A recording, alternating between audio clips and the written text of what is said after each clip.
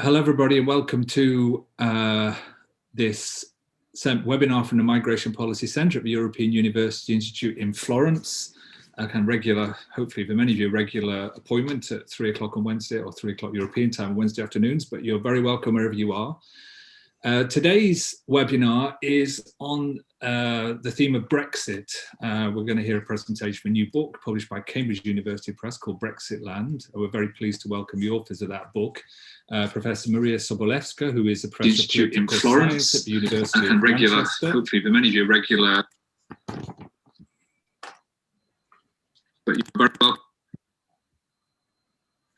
And Professor Robert Ford, who's also Professor of Political Science at the University of Manchester. They will speak for around 30 minutes, and then we will have, I'm very happy that we're going to have two discussants. First of all, Professor Lisbeth Hoger, who is W.R. Keenan Distinguished Professor of Political Science at the University of North Carolina at Chapel Hill, and a recurring Robert Schuman Fellow here at the EUI in Florence. And also James Dennison, who is a part-time professor in the Migration Policy Centre, where he leads our work on public attitudes to migration. So very happy to welcome Maria and Rob to the MPC webinar. Hand the floor to them. They'll speak for around 30 minutes. Could I just point out to all of our, everybody watching, that if you want to ask questions, please do so using the chat function on YouTube. So then I can gather the questions and put them to the speakers. So without further ado, I'll invite Maria and Rob to take the floor. Thank you so much for having us. And we are looking forward to sharing with you a very kind of quick overview of our book. Our book is quite big, so I'll do my best to try to convey the main points of it.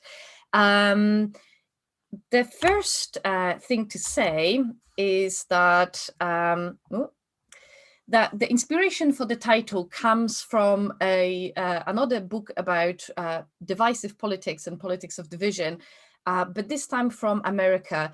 Rick Perlstein wrote a book explaining the rise and election of Richard Nixon, the American president who has been a famously divisive figure. And he has written of the rise of two American identities, two groups of Americans staring at each other from behind a common divide, each equally convinced of its own righteousness, each equally convinced that the other group was defined by its evil. And this book very much came to mind when we lived through the aftermath of the Brexit referendum, because you saw very much this divide and the two groups staring at each other from across this divide, each full of hatred for the other. Just a visual representation of what we mean. For those of you who didn't have to suffer through the British fallout from the referendum, on the one hand side, we have the Leave newspaper of choice, the Daily Mail, following the announcement of a snap election by Theresa May. She announced this snap election to get a mandate for her vision of hard Brexit. And she framed this election as a way to crush the saboteurs. And the saboteurs, of course, with anyone who disagreed with hard Brexit. So all the people who voted Remain, but also all of the people who envisaged a softer and more consensual, more compromise-seeking Brexit. On the other hand of the equation, the other group on the other side of the ledger is, of course, the liberal left. And this is a picture on the right-hand side, is a picture from our beautiful city of Manchester, where we are. And this is the welcome for the Conservative Party conference that year, a big banner saying, "Hang the Tories."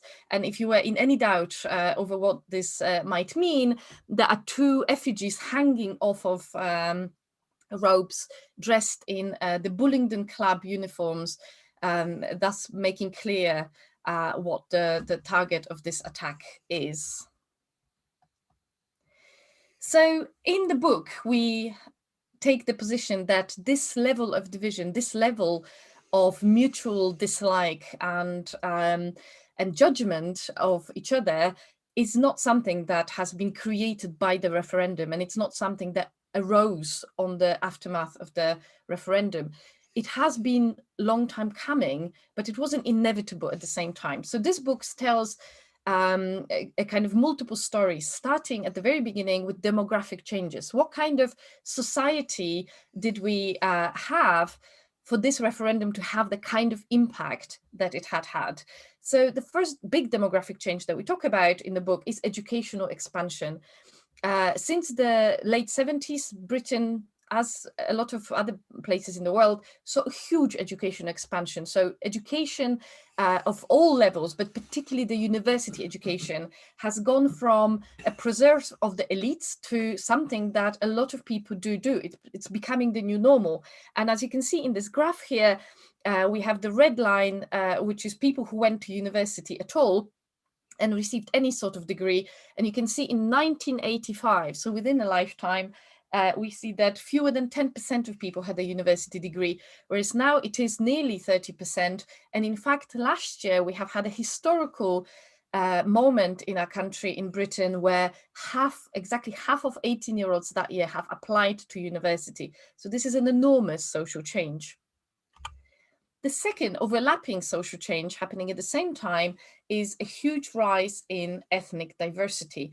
The ethnic diversity isn't entirely new in Britain. We have had colonial links with many non-white societies, and so we have had that presence for centuries. However, we go from a tiny number of people of different cultural and ethnic origins to a significant number that is more than noticeable in many places in Britain, but also in kind of the mass media, in many other ways, in sport, etc. So nowadays, what we do see is that we used to have a country in which the vast majority of people had no contact of non-white people with non-white people, whereas now most kids going to school have a diverse environment in which they are growing up. And finally, these changes are geographically polarized. So this is just an example of diversity. What you can see on this graph is that areas that had very little ethnic diversity in 2001 during that year's census have become slightly more diverse, but not a lot. However, the areas that already were very diverse in that census 10 years later have become even more diverse. So we are looking at a polarized country in which there are still areas that are predominantly white versus areas that are currently super diverse. So we're not even talking about some level of diversity. A lot of our cities particularly are now, and university towns are super diverse. And of course, because we have been speaking about the experience of the young people who now think university is the new normal, ethnic diversity is the new normal, we also have that kind of generational polarization.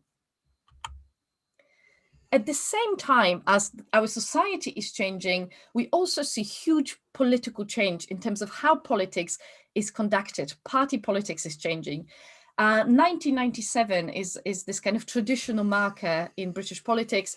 This is the election of New Labour.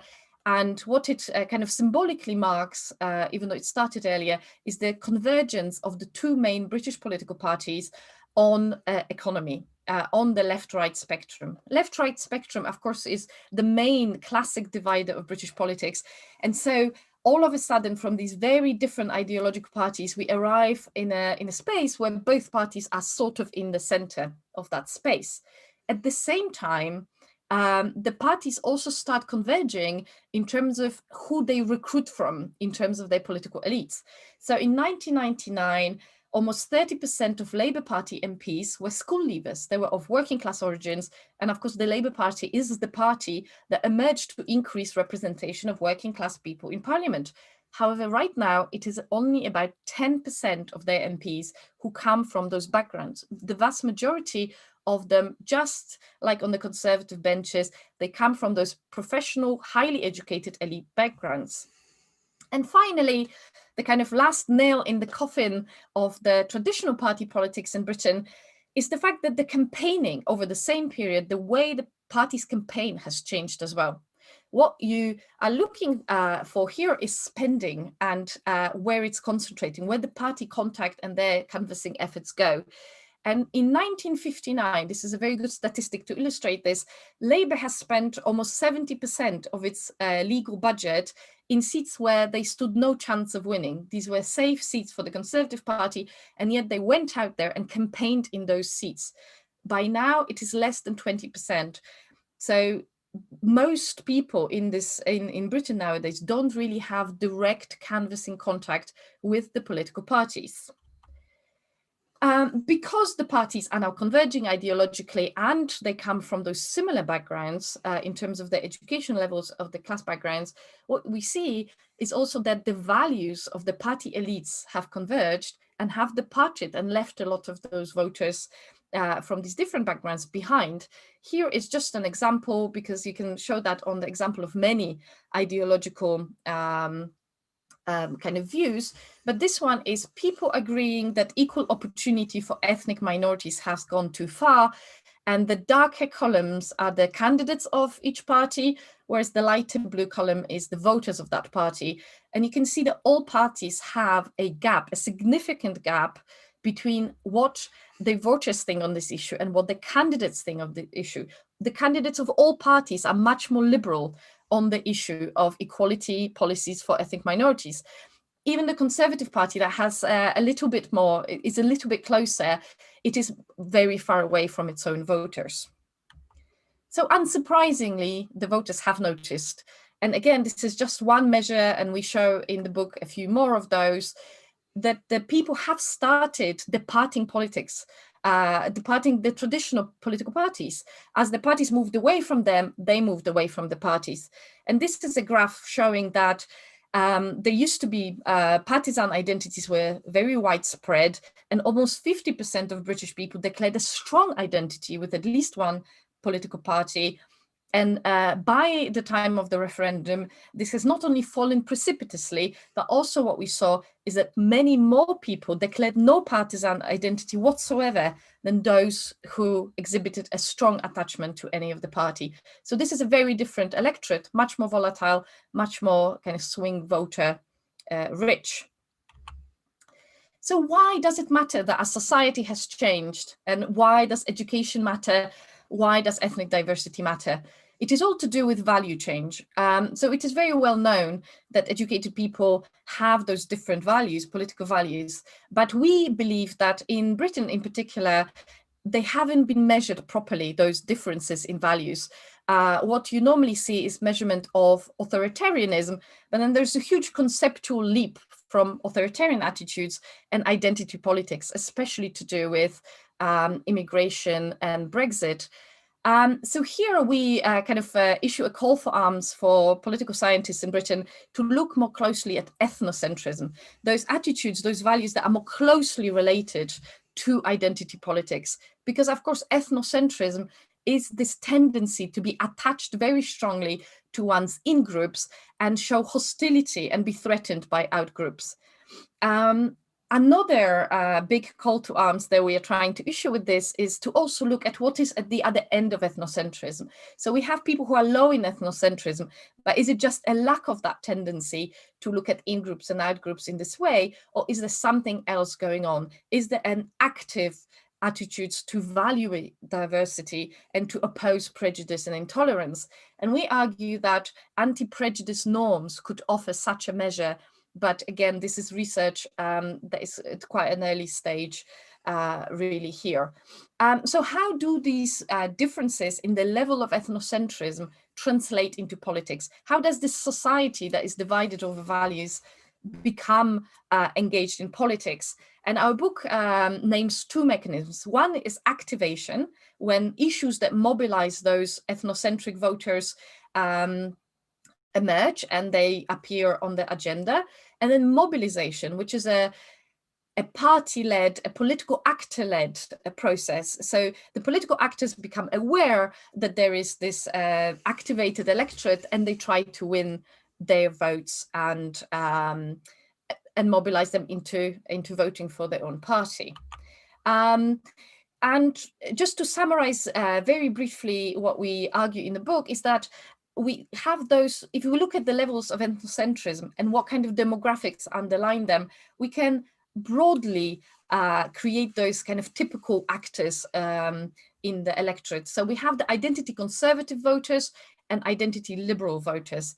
Identity conservative voters tend to be those less educated with very strong ethnocentric tendencies, whereas identity liberals are the white educated liberals who have learned that diversity is a good thing. They believe it as a matter of conviction. This is a value difference, but they form a coalition with ethnic minorities who are not necessarily more liberal, but they feel that issues that are on the agenda for white identity liberals are the issues of their very survival and their own fate. So issues like ethnic diversity or immigration.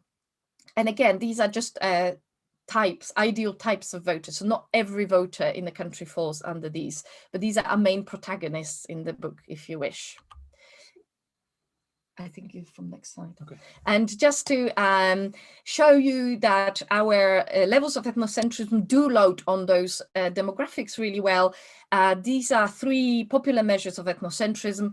That you have to be born in Britain to be British, you have to have British ancestry to be British, and you have to share British customs and traditions to be British. This agreement with those indicates that you have a narrower sense of in-groups. And as we see, the pale blue column is the white, low qualification people, and they agree with these items a lot more than the highly educated white people and the ethnic minorities. Okay, it's a tag team presentation, so now I'm coming in. So that's the story of the sort of demographic background to the situation. I'm going to talk a little bit now about the political story specific to Britain that's led to the activation and mobilisation of those kinds of divides. So the big issue that has twice activated these kinds of divides in British politics is immigration. And on essentially any measure of views about immigration, you see a really very big educational divide in attitudes. You also see a big white majority, ethnic minority divide on attitudes. This is just an example of that. This is shares expressing positive views of the impact of immigration using European Social Survey, British social attitudes data. Roughly 2/3 of graduates think immigration is positive, much smaller portion of voters with GCSE or less qualifications. Now, immigration rose to the top of the agenda early in the 2000s and remained there for a period of 15 years thereafter, which was unprecedented in British polling history, with between a fifth and 45% of voters naming it as a most important problem on the country's political agenda in every single year during that time series, including the height of the financial crisis. So this was a very clear and intense period of activation on the issue of immigration. There clearly were an awful lot of voters out there who were expressing concern about immigration, and they were overwhelmingly voters from what we call the identity conservative group, white school leavers with ethnocentric attitudes. But that wasn't the first time this had happened, and this is really important for understanding how the politics has proceeded since.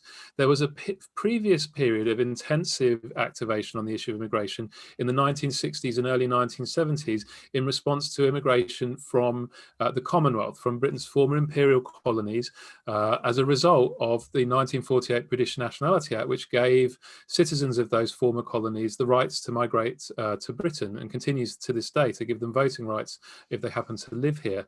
And there, the key factor, which is where activation switched to mobilisation, is the impact of Enoch Powell, who mobilised identity conservative voters concerned about immigration after 1968, when he gave an infamous speech nicknamed Rivers of Blood, in which he argued that Britain was a nation engaged in hastily heaping up its own funeral pyre, that immigration was a fundamental threat to British cultural and national identity. After that point, identity conservative voters regarded Powell's Conservative Party as an anti-immigration party. Overwhelming majorities of voters, when asked which party is more likely to restrict immigration, would say the Conservatives. And indeed, in the 1970 British election study, which is where this data is from, nearly 2/3 of voters thought that the Conservative Party's proposed immigration policy was what Powell was saying in his speeches, which wasn't the Conservatives' proposed immigration policy. And indeed, Powell's leader had fired Powell from the front bench for making these proposals. But voters heard Powell and thought that Powell's statements represented conservative views. They identified Powell with the Conservatives and therefore decided the Conservatives were an anti-immigration party. That identification then survived for the best part of 4 decades until David Cameron came to power in 2010 with the pledge to reduce immigration to the tens of thousands. That pledge was one of the most consequential policy pledges, in our view, that perhaps any politician in post-war British politics has ever issued. Because in the course of about 3 or 4 years, David Cameron and Theresa May eviscerated the Conservatives' reputation for migration control in a single parliament. Because over and over again, migration statistics would be published showing that there were very large inflows of migration to Britain. Over and over again, David Cameron and Theresa May would say they were very sorry about this and that they would do better next time. Over and over again, they missed repeated opportunities to level with the electorate and say it wasn't possible to impose migration controls at that level, given Britain's current institutional arrangements, something that they knew from the day that they started this process. And the reason, of course, was the European Union. And to paraphrase V.O. Key, voters are not fools. They're particularly not fools in the long run. If you have an external constraint on your ability to control migration, over the long run, voters are going to come to notice that external constraint, even if nobody does anything to bring it to their attention. And of course, somebody was bringing it to their attention repeatedly during this period, Mr. Nigel Farage. So by the time we get to the early 2010s, when the Conservatives' reputation for immigration control is collapsing and thereby opening up space on the political spectrum for an identity conservative anti-immigration actor. At this exact same point, those same voters are concluding that the reason they can't have the migration control that they want to deal with the threatening outgroup that they want controlled is the European Union. So this is what brings those two things together. The voters who would subsequently go on to vote for Brexit were, in the years prior to that, coming to see immigration control and exit from the European Union as two sides of the same coin. It's really important to remember that in the original EU referendum, immigration wasn't an issue on the agenda at all. There was, in fact, a negative correlation between identity conservative immigration attitudes and voting against the European Union in that election, because anti-immigration voters, their attention was focused on Commonwealth immigration at that point. Meanwhile, things are also changing on the left of the political spectrum because of the demographic changes we were talking about before. The period 2010 to 15 is critical on the right because the Conservatives' migration control reputation collapses and it opens space for a new actor on the radical right.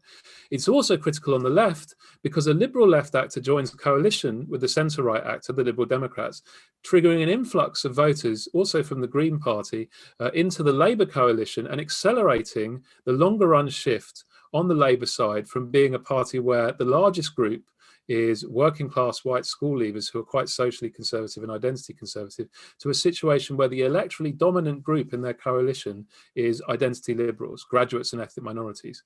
And what you start to see in this period is an increase in pro-migration rhetoric, and in particular in hostility to any kind of migration control rhetoric as enabling or legitimating prejudice. What you're seeing is the institutionalization at the elite level of anti-prejudice norms in the Labour Party, which reflects the shift in the kind of people who are dominating in the Labour Party, both at elite level and at mass level.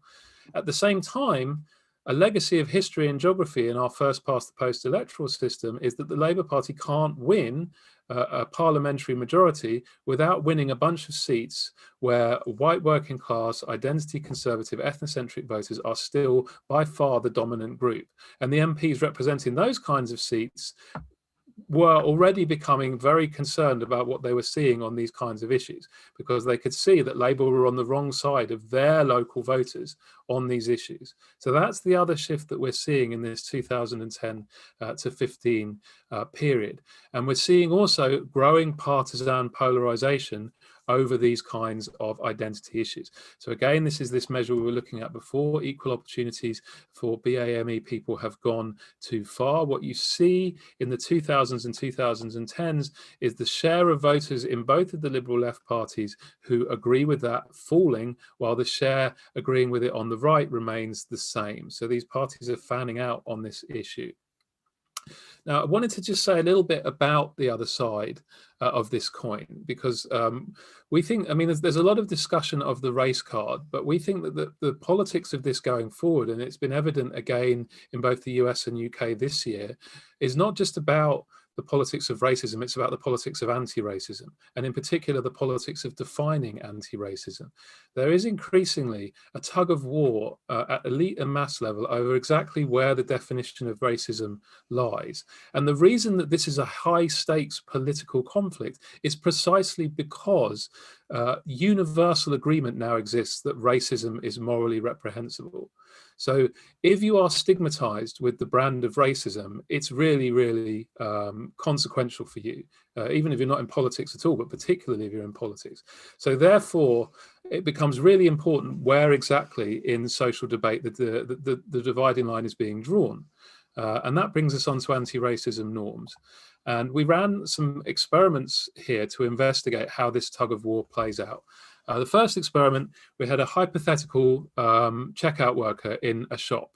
And we asked them, what would you do if you were the manager of a shop and an employee was rude to the customers? And then we specified 4 kinds of ways of being rude, and we gave them the options of everything from doing nothing to immediately dismissing the employee. And the 4 kinds of rudeness was being rude to mothers whose kids are being naughty. That's kind of a control condition, really. Then rude to customers who look too poor to buy the goods in the store. So that's a kind of class prejudice measure. Rude to customers struggling with English. So that's a kind of cultural measure. And then rude to customers for using racist language. So that's the direct racism measure. And what we find in a country, Britain, which traditionally has been very much defined by class divides and class prejudices, is that rudeness about customer poverty virtually triggers no reaction at all, certainly no strong reaction. Whereas rudeness about a customer having poor English, already you're up to 15% who want to dismiss that employee. Rudeness about racism, basically everybody wanted to take some sort of action about this, and roughly 1/3 want the employee immediately dismissed for doing that. And indeed, that also links up with anti-prejudice norms. This is a measure that I've helped to develop in the past with Elizabeth Evers-Farton and Scott Blinder. It's kind of internalizing the sense that controlling prejudice is really important to the kind of person you want to be. And the more people feel that way, the more they want to exercise action against others who are being racist. So it's not just an internal sense, it's a motivating force. They then want to take action. But we also wanted to look at the other side of the coin on this. One thing that's very evident if you study the radical right is that the terms like political correctness gone mad, language that seeks to downplay or dismiss or call into question the motivations behind anti-racism norms are very, very common. And we wanted to see whether or not that kind of language, that kind of pulling at the other end of the tug of war could be consequential. And to investigate that, we presented people with a statement about how London was becoming a more diverse city, and then asked people whether they thought this was a good thing or not. But we also gave them a prime where we said to some of them, randomly assigned, that people only say that diversity is a good thing because it's a politically correct thing to say. So exactly the kind of dismissive thing that one might see in the Daily Mail or see on Nigel Farage's radio show and so on. And what we found is that once you gave people this prime, that political correctness is the reason people say diversity is good is just because they're trying to be politically correct. People became more willing to say that London was benefiting from diversity, and certainly they converged less on seeing it as a good thing. They were more willing to say they didn't know, and more willing to say perhaps it makes us worse off, which would suggest that this contesting rhetoric can also be consequential by suggesting to people that it's actually okay to question the value of this thing without violating the norm. And again, it's the people who score highest on the motivation to control prejudice who respond most to this contextual cue. So this, we think, highlights the other side of the identity politics story. One side is to do with the activation of ethnocentrism. The other side is to do with the growing state and increasing stakes contests that we're seeing over anti-racism norms. And one way we've kind of looked to paraphrase Rick Perlstein on this is to say, you know, we're writing about the rise of 2 British identities, 2 groups of Britons staring at each other from behind a common divide, each equally convinced of its own righteousness, each equally convinced the other group is defined by its own evil. And that, of course, brings us to Brexit. Now, Brexit has spawned a further element of identity politics, which Sarah Hobart and James Tilley, for example, have written extensively about. Brexit is now itself a partisan identity, and a more widely and intensely held partisan identity, or set of partisan identities, than the traditional party partisan identities. Roughly 80% of British voters spontaneously say that they identify with either the Leave or Remain cause. And those identities are very strongly rooted in these educational and ethnic divides that we've talked about. And people don't just say that they hold those identities more often, they hold them more intensely. Roughly half say, I would say we, not they, regarding my referendum identity. And nearly half would say that criticism of that side feels like a personal insult, both much higher than the levels one gets amongst traditional Conservative and Labour identities. This also flows into outgroup stereotyping. So on both sides of the EU referendum divide, and anybody who spends as much time on social media as I do will be familiar with this, both sides of the EU referendum divide have very negative stereotypes about their partisan opponents. So Leave voters tend to regard Remainers as unreasonable and intolerant. Remain voters tend to regard Leave voters as unreasonable and intolerant. And these are very, very pervasive psychological elements. And that is where we are today, in our view. We have had, there was a long-term demographic process at work in Britain, which is indeed at work in many other countries as well. But layered on top of that have been a series of political events and political decisions that both are unique to the country and that involve choices that could have gone differently. Something we didn't have time in a half-an-hour presentation to go into is the very unique story of Scotland in all of this, and the way in which different parties making different choices facing the same context has produced a very different politics. So one thing we really want to emphasize in all of this is that context matters, structure matters, but agency matters too. The place we have arrived at today need not have been the place we had arrived at had other choices been made at critical junctures in this process. And that will remain the case going forward. And the three dilemmas we see coming down the line for the next generation are, firstly, the continued electoral dilemma. Because we have a plurality system where parties seek broad majority coalitions, the kind of internal divides that this new identity politics introduces is particularly problematic. The Labour Party is going to continue facing a headache over the fact that it needs to win both very, very identity liberal multicultural city seats and very, very identity conservative post-industrial seats. The Conservatives are going to face a growing dilemma in suburbia.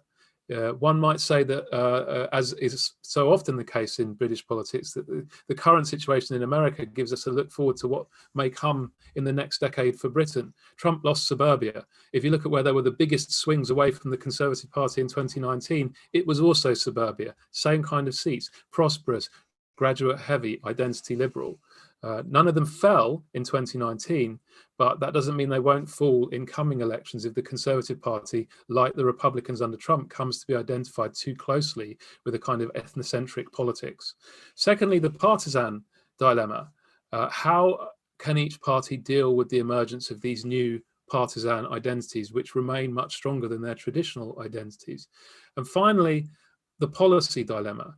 The big problem we're have already seen in many issues, and again, America is prologue for this, issues can become infected with this kind of identity politics. They cease to be seen in economic terms and start to be seen instead in terms of identity and values. I've done a lot of work on this, on the issues of welfare, and the coalitions of voters who are willing to back redistributive policies change quite dramatically if aspects of identity, ethnic diversity, migration status become salient to them.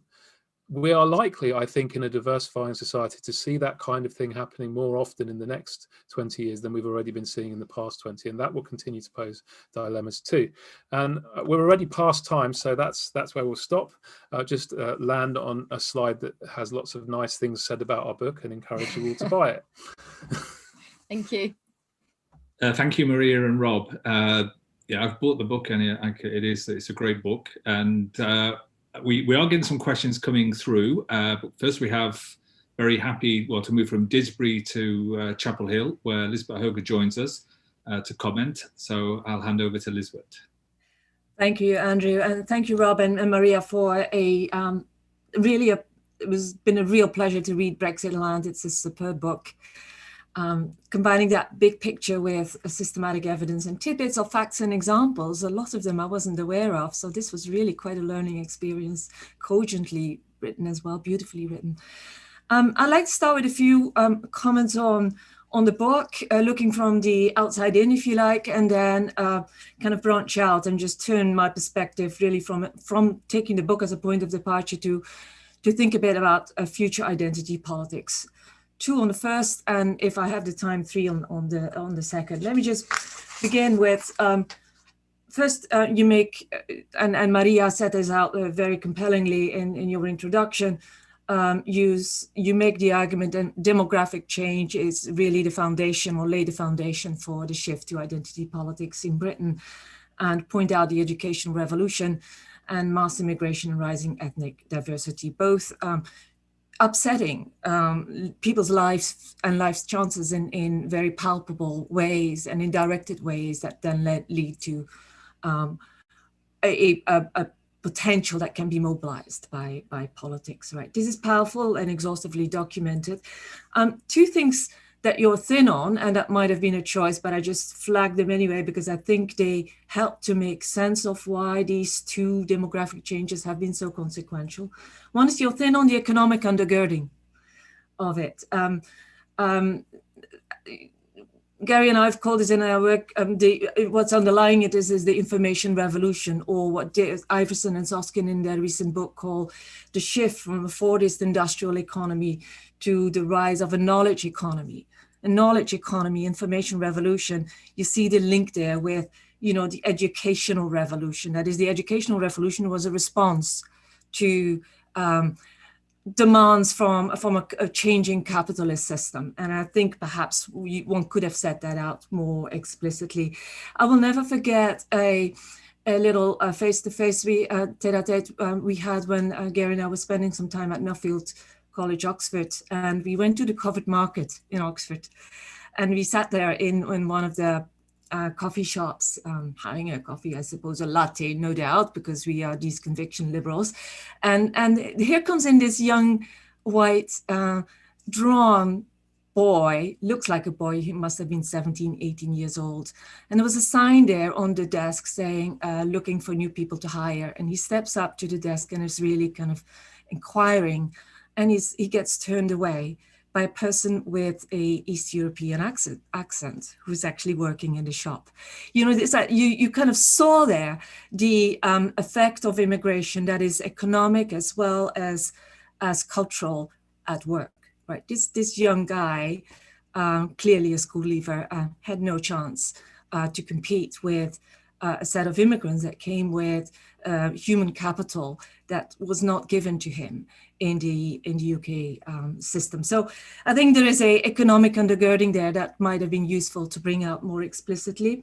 You're also thin on another transformation, that is the rise in internationalization, of which of course European integration is the most intrusive, and you do talk about it but mostly from the perspective of immigration. But I think it's broader than that.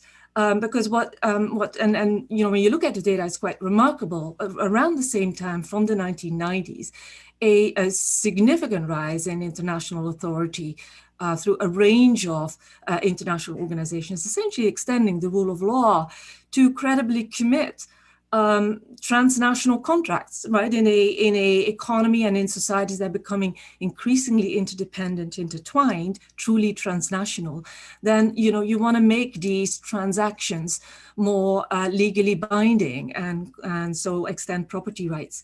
And I cannot put behind me that perhaps this might have been particularly jarring, not only for the masses, which you talk most about, but also for elites and elite worldviews, particularly in Britain, where with the history of empire, where there was this notion that British elites were running the world rather than just being part of and equal at best with the rest of the world. So it's something jarring to elite worldviews there, as well as to the worldviews of the masses. But it also brings in the element of what is, I think, the core of your identity politics, it's about boundaries. It's about the national boundaries. And that is where immigration, where European integration, where international authority and trade come together. They kind of challenge these national boundaries as they were known. The second point on the book is, and I think this is just really superbly done in the book, is the compelling writing on how this impacts politicians, parties, and government policy. And you rightly say democracy is the start, but it's not the destiny. That is, there's a lot of agency there. There's a lot of choices that have been made, and that if choices have been made differently, we might be living in a different world. I almost have to think of Phil Pullman, one of my science writers there. You're engaging and informative on the erosion of the long-standing elite norm, on not to pander to ethnic prejudice, and Maria, you reminded us of this. Faithful policy decisions on immigration, including Edward Heath's decision in the 1970s, but more particularly Blair and Cameron's decision. I think there's two elements there that I would add to this. The erosion of a long-standing elite norm of fair and square play in electoral competition, and particularly on restraining the use of fake news. Sitting here in America, I've become a real expert on fake news, as we know. But in the British sense, I think one cannot really make sense of the Eurosceptic turn and the vehemence of the Eurosceptic turn without the tabloid media, their role in it, and Boris Johnson at the front end and his behavior, his choices as a journalist for the Daily Mirror. And then the other thing there, in terms of policy decisions, so you talk about Cameron's fateful decisions on promising a reduction in immigration. But there is also there an EU policy disaster that I think is worth reminding us of. That is that there was on the table of Commission officials for years regulations, particularly in the Social Policy Directorate, to actually regulate more stringently the movement of particularly cheap labor, which was by default going to fall mostly on people going from Eastern Europe to Western Europe, in order to constrain the direct competition and the undercutting of labor standards in Western countries. And yes, East European governments, one after the other, kept blocking this, but the other government that kept blocking it was the UK government, particularly the Cameron government. Now, if that had been different, what kind of world would we have lived in? So let me now look from the inside the book towards the Western democracies and use your rich analysis there to say something briefly about three things: education, immigration, and then the future of identity politics, picking up on some of your comments there as well. First, on education. Education in your book is the strongest marker of the identity divide, and I very much agree with this. I mean, my own work makes that point tries to make that point very clear. There's a lot, of course, we don't know about why education is such a boundary marker. And I was struck, Rob, by what you said towards the end with respect to racism. And let me just phrase this differently. I had this actually written up differently. I think what we in future research should be looking at is to rather than try to figure out why education makes some people different from the others, whether that's an intrinsic effect, whether that's because of economic benefits, whether that's anything else. I think control over education is going to be key in controlling the debate, the future debate about identity politics. And I think what you said there about racism and the definition of racism fits right in there. The struggle around education, who can enter, what kind of education, the institutions, curricula, staffing, and of course the resources and the conditions imposed on research. In the US, this struggle is very much heating up. Education is a bit like at the heart of the class struggle was a struggle over property rights, over the means of production. Who's going to have control over capital?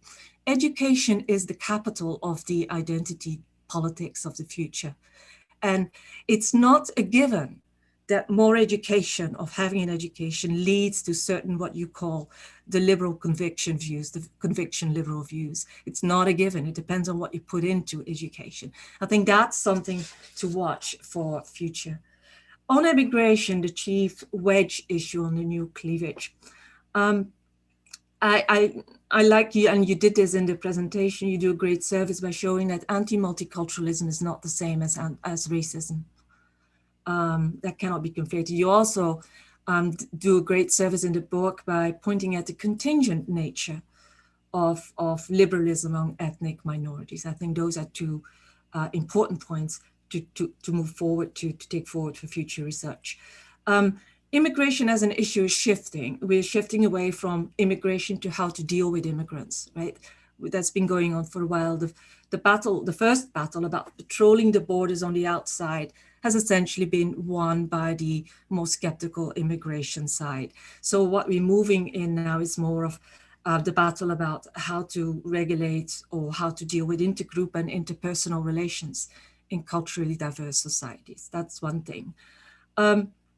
The other thing that I want to mention here, and here I'm going to just put in a plug for one of my great students, Carolyn Lancaster, is it's interesting how the multiculturalism or at least attitudes towards immigrants become detached from traditionalism and conservatism.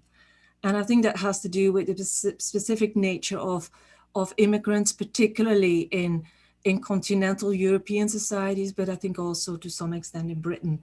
What my student, Caroline Lancaster, has pointed out in several publications, one is in political studies, the other in BJPS, is in political studies, she shows how among younger tan voters, and Rob, you probably know this as well, given your one of your other identities as a researcher, among young tan party voters, there is a growing group of people who are progressive on social cultural values with respect, for example, on gender, on LGBTQ rights. But combine that with anti-immigrant views and also often nationalist views, and in fact motivate anti-immigrant views from their progressive views on LGBTQ or gender.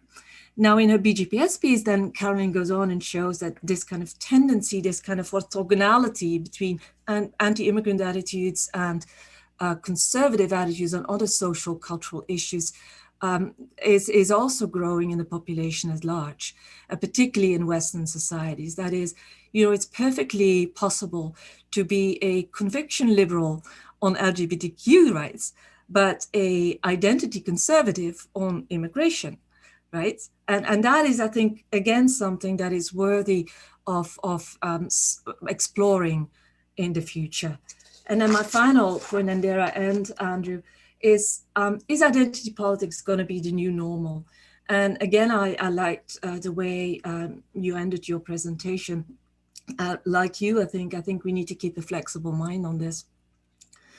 I think, like you, that it will endure.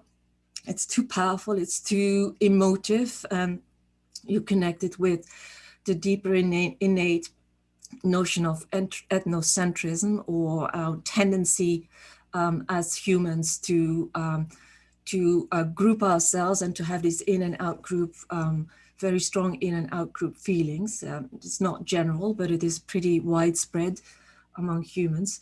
But I think it will coexist alongside redistributional politics and alongside competence politics. I know that Catherine de Vries was presenting earlier on her book, and competence politics as a trademark for mainstream parties there is big, at least for two reasons. One is we shouldn't be misguided too much by the US and the UK example, where this brutal first past the post system tends to play up the high drama. It's real high drama. Having lived through the election, I can tell you don't want to do that all too often, but it is a system that is particularly suited to do this, where it seems as if one world is crashing down and another seems to take over, right? And so this is consistent with the realignment perspective.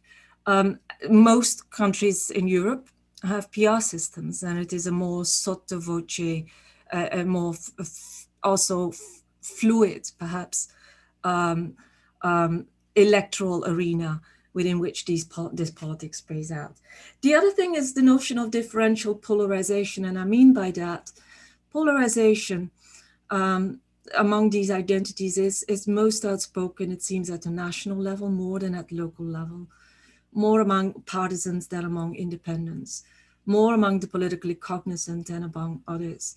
So the high voltage identity politics certainly exists, but it is unevenly spread in the population at large. It's also always there as a potential to be mobilized, and there I agree with you, but I think there is also then a potential to perhaps deflect, at least temporarily. So I think a cleavage perspective is more useful for the world outside the US and the UK than a realignment perspective, because it doesn't necessarily lead you to expect that the old politics just melts away, right? But rather that earlier sediments erode partially and may even sometimes resurface after some future earthquake, God forbid. But thank you so much for the opportunity for reading your book, and good luck with the rest of your research.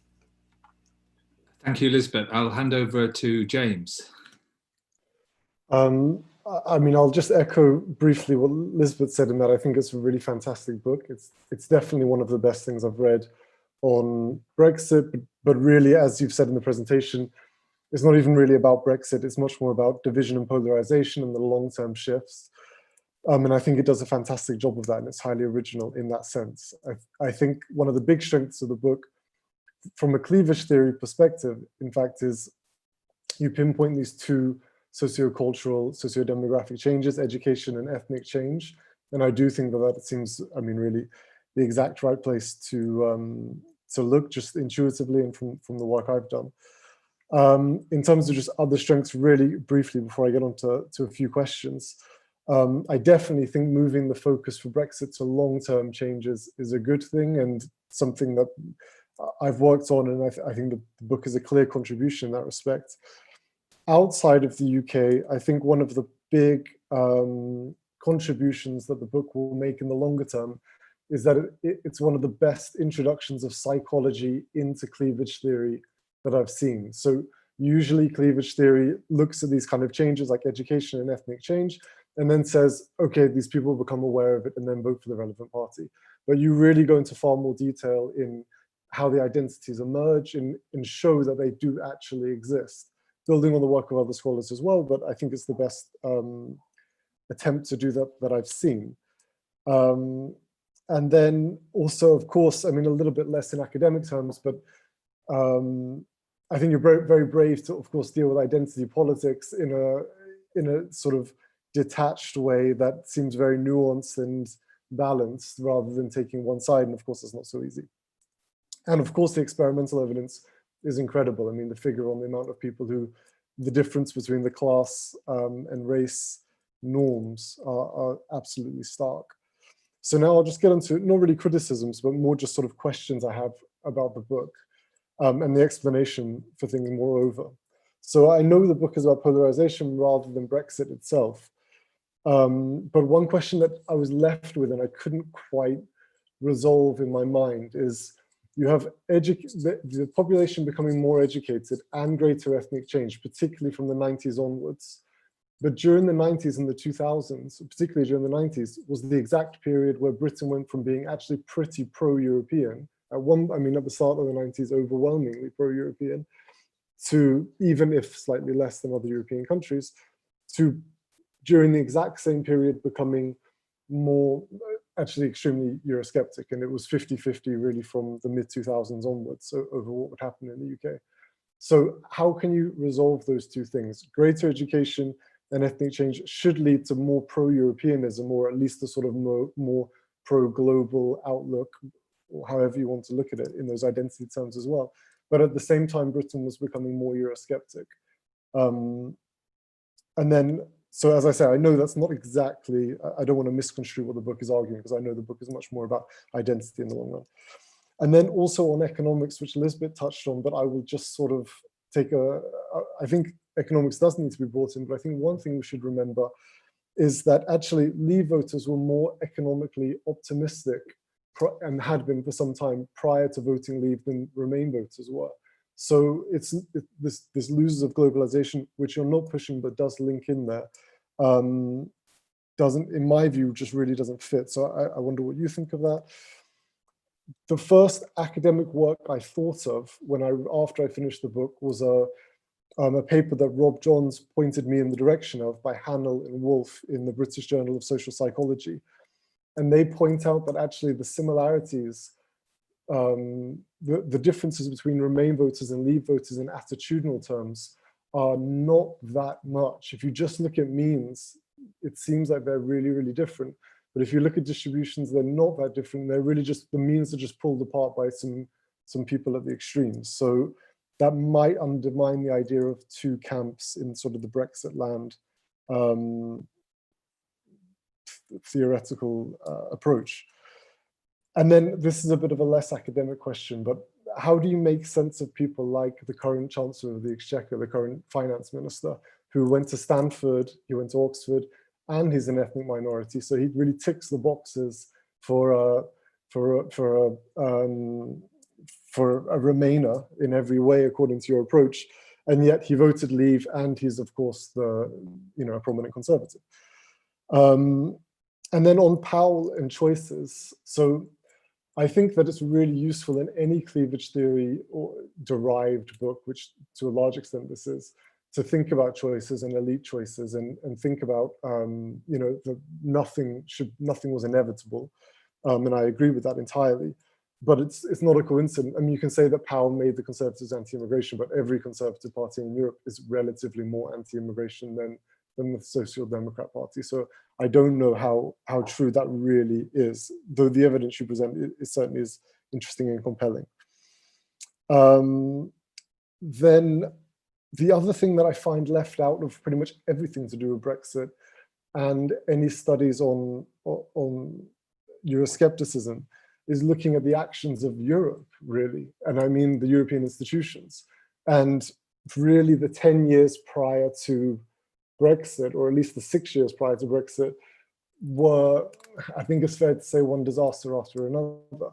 And I think academics don't think about that quite enough. I mean, if you look in terms of the Eurozone crisis, post-2004 migration, you might not say it is a disaster, but certainly the so-called migration crisis in the Mediterranean, all kinds of political issues.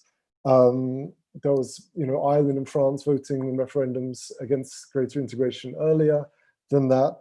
So I wonder if that all leads me to a very sort of succinct antithesis to your book, which would be that actually this is much more here today, gone tomorrow than we think. Lisbeth kind of pointed to that with First Past the Post, does dramatize things and make things seem more extreme than they actually are. But what if, actually the Brexit deal passes, there's another Eurozone crisis, and then we're really back to 2010 where Britain thought that, Britain grows faster than the rest of Europe.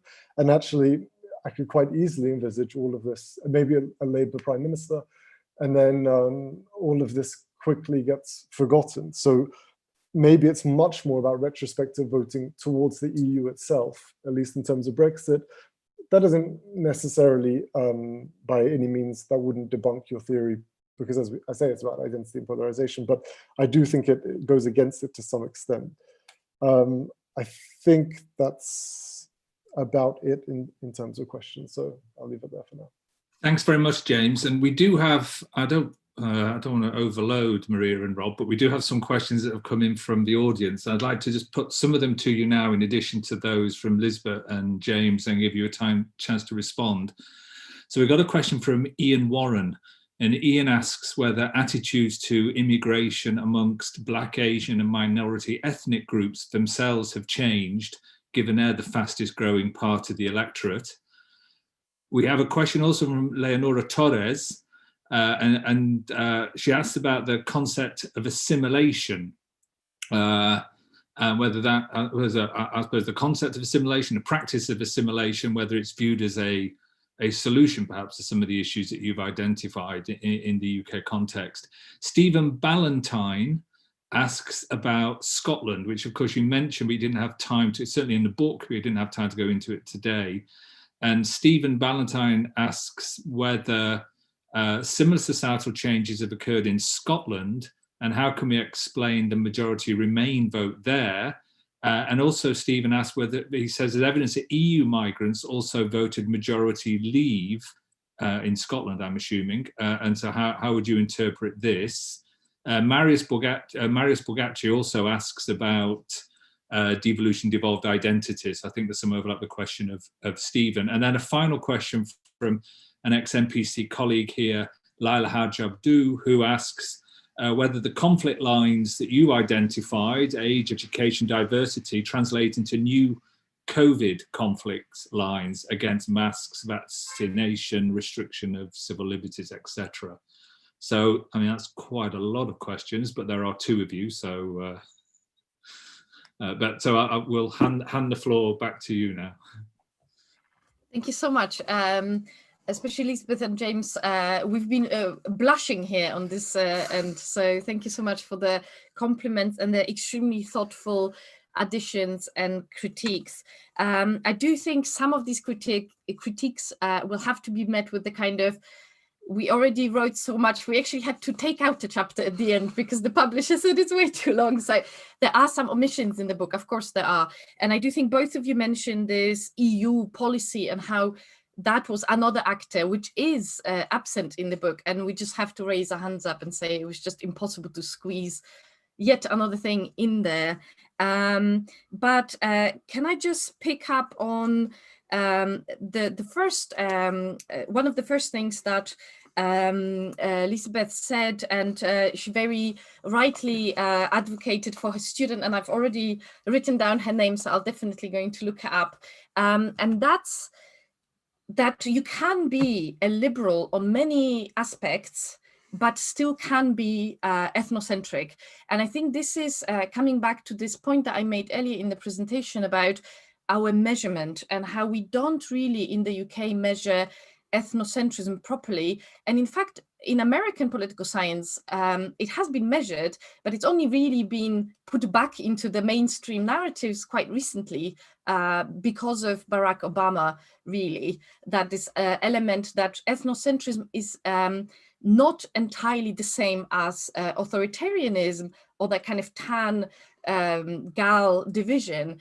And this is a very important point, because when you think about liberalism towards gender or towards gay people, there isn't a very neat translation into areas that ethnocentrism measures more directly, like your national boundaries or your ethnic identities. And so at the very beginning of the concept of authoritarianism, as it emerged post-Second World War in America, it was called the right-wing authoritarianism, and it included that very strong element of ethnocentrism. But as it translated into Europe, and especially in Britain, all of the questions about ethnic and national belongings and boundary drawing got removed. And so all we have really in Britain is those attitudes that fall onto the tan gal or authoritarian libertarian scales. And therefore it is very hard to then use them as a proxy for authoritarianism, because for ethnocentrism, sorry, because ethnocentrism is a very, it can be correlated, but it is conceptually very different kind of psychological mechanism. So that's the first thing that I will tackle. The second one, I would like to, I think Laila's last comment, because that's purely because it's a very short answer, which it doesn't, curiously. So I have looked into this recently because a few pollsters were publishing breakdowns of support for lockdown and support for mask wearing and all that by Brexit identities. And actually leavers are very generally pro-lockdown, which when you think about the fact that they are older on average makes sense. They feel more threatened by COVID. So they are actually, or at least where these pollsters were publishing it, they were actually quite likely to support. For now at least. For now at least, yes.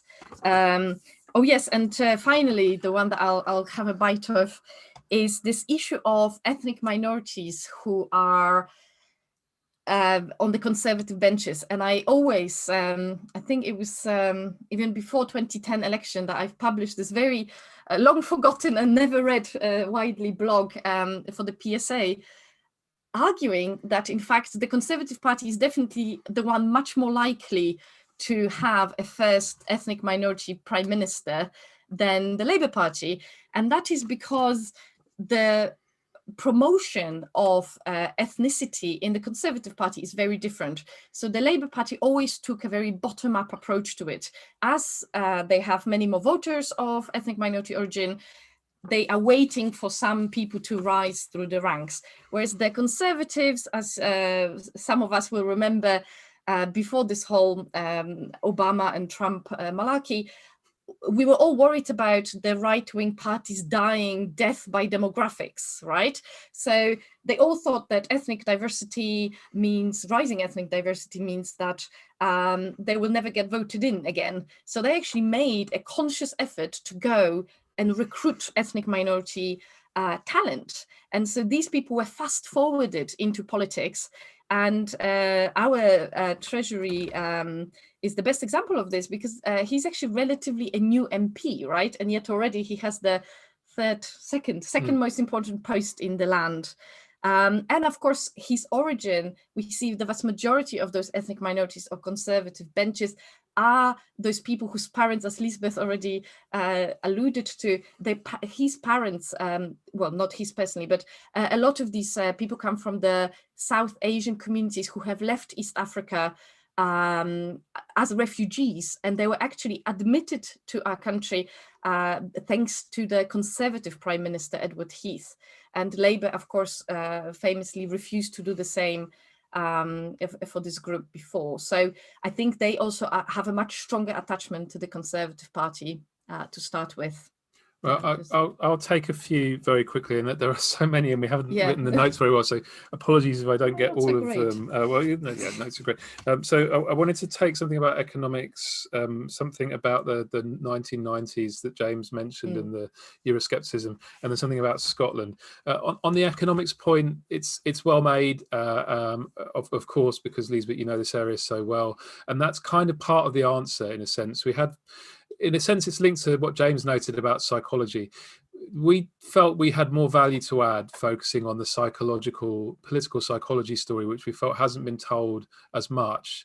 And, you know, there are like many writers like yourself, like Soskis and Everson and so on, who are covering this economic side so well.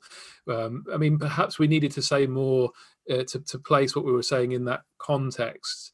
I think in retrospect, perhaps we needed to do that a bit better, but that was a conscious choice on our part. We felt that there was more value to add on the psychological side than the economic side.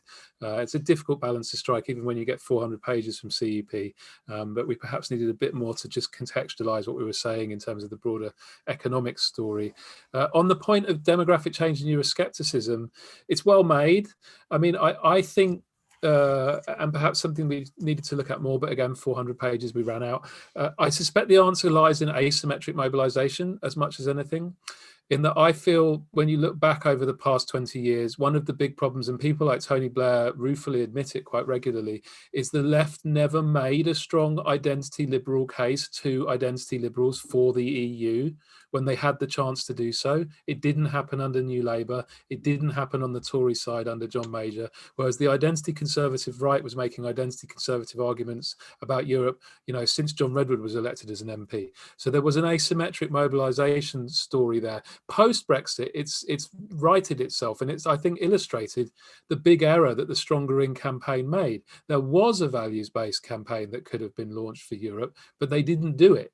And that brings me then nicely onto Scotland, because Scotland, one of the really big distinguishing features of Scotland is they already had a divisive constitutional referendum where identity politics was mobilised 2 years before the EU referendum. The distinguishing feature of that, though, was you had a cross-divide campaign by the SNP. It was very, very clever, and we spent a long time in it in the book, and that's why we don't talk about it in a half-hour presentation, because it kind of takes half an hour to unpack.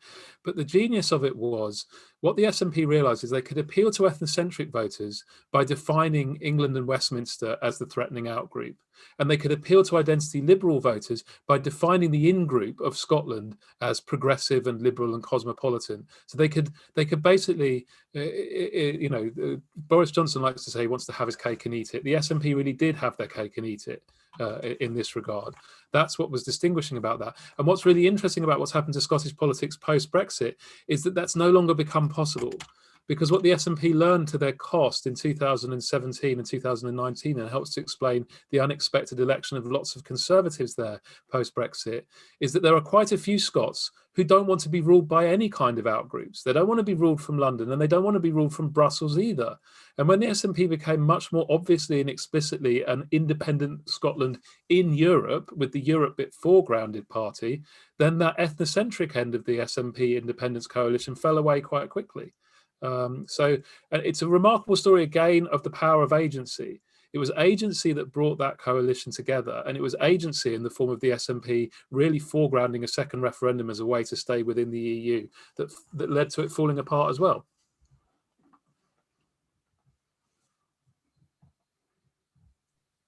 Thanks very much. We just maybe got time for just a couple more questions before we have to finish.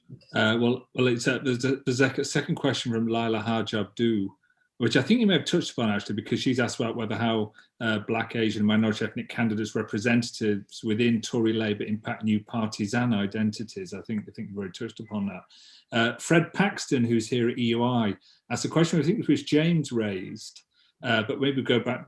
Fred asked whether the Leave Remain divide is now crucial to identities, as you've shown, and in the medium to long term, do you expect this Brexit divide to fade, or is it a new structure in cleavage? That's a question from Fred Paxton, and maybe take that as a final question for today. So back to you. Yes, so I think we were, it is a little bit of a crystal ball type question, right? So we don't necessarily know for sure, but because we believe in this issue of agency, clearly in 2019, Boris Johnson has made a bid to absorb the issue of Brexit into the existing partisan divide. And I think the big question is now, if I can rephrase your question a little bit, is whether it will remain a salient aspect of being a Conservative Party person, voter, member, etc., right? And this is, I think, likely, given that we still have those arguments to come, because of course we've not actually physically left yet for all purposes, right? Not long now. Yeah, we have, I think, 30 days left, and we still don't know what leaving actually will look like. And it may well lead to a resurgence of these arguments. You know, was it done properly? Was it good for economy, bad for economy, etc.? So I suspect that is the answer, the best answer we can give today. One postscript I would make to that. I mean, we don't know yet. I mean, I think two things to say is in postscript is, firstly, it's really important to remember just how unusual and unprecedented this is. Nobody attached any political meaning to the words Leave and Remain 5 years ago. So it's really hard to know as political scientists what that's going to look like in the long run, because there aren't many examples of it. But there is one example within what used to be the UK a long time ago. So is it possible that an obscure constitutional conflict that plays out over a number of years can have a lasting structuring impact on the party system? Well, if you're Irish, you know the answer is yes, because they had two parties that were defined by a constitutional conflict with the rest of the UK that endured for 3 generations and is still sort of slowly dissolving, but still quite powerful in structuring Irish voting choice to the present day. I mean, obviously, the conflicts that have played out over Brexit are not of the same level as the conflicts that played out in Ireland in the 1910s and 1920s. There has not been blood flowing in the streets, thank goodness. But it's nonetheless the case that constitutional issues can continue to structure political choices long after the original arguments that led to that structuring mobilisation have ceased to matter at all. And can we also say apologies that we've not tackled every single question, but I think we are out of time now, so. Yeah, but yeah, don't worry at all about that, because we very helpfully make the YouTube video available so you can consider the questions at length when it's finished. There's no escape from these questions when they're online. I wondered if Elizabeth and James wanted to come back in before we conclude. No, not too. So, well, what I'd like to do is thank Maria and Rob. It's a really great book. I'd recommend anybody who's not got it to read it. It's very difficult to do justice to the book in half an hour, but I think you did a fantastic job in really introducing to us the key themes. And thanks also to Elizabeth and James, I think, for drawing out some of the important arguments you made, and to the questions from the people joining us online. It's been a great discussion, and so we'll conclude now. And thanks very much, and thanks everybody who's joined us online. So we'll have more MPC webinars, and we'll let you know what they're going to be about soon. Bye.